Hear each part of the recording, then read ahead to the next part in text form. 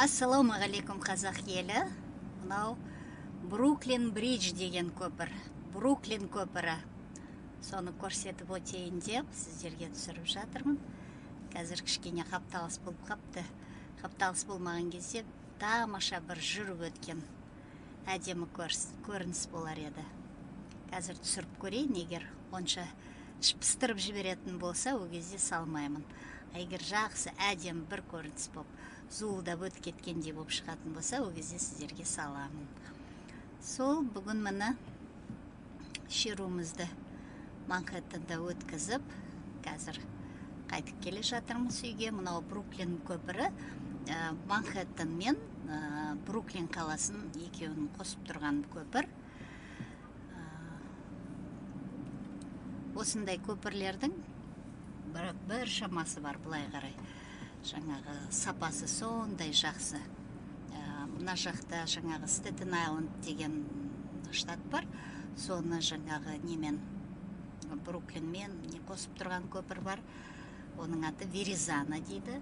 Мынау Бруклин, одан кейін Манхэттен, одан кейін Квинсборо, одан кейін Вашингтон, солай жалғасып кете береді көпірлері. Сапасы сондай тамаша. Осының көпірлерді салған кісі өлгенше осы көпірлерді өзі бәрін басқарып, ең жаңағы қайтыс болатын кезінде соңғы кездерін осы неге жаңағы көпірге салып атқан көпіріне қарама-қарсы үйден пәтер алып, сол жерде дүрбімен қарап отырып, әйелі арқылы сол көпірді бітіріпті. Қандай десеңізші, адал еңбегіне. Соны о дүниеге кеткенше соның бәрін бітіріп кетейін, халқыма пайдамды тигізіп кетейін деп осы көпірлерді бітіріп кетіпті. Жатқан жері жайлы болсын, рахатын біздер қаншама ұрпақ оны көріп жатыр қазір. Осы көпірмен жүрген сайын осы көпірді салған адамға, әй, осы мың жасаса ғой сондай кісілер дейсің. Осындай. Мына жерге қазір тоқтайтын болсам, мына.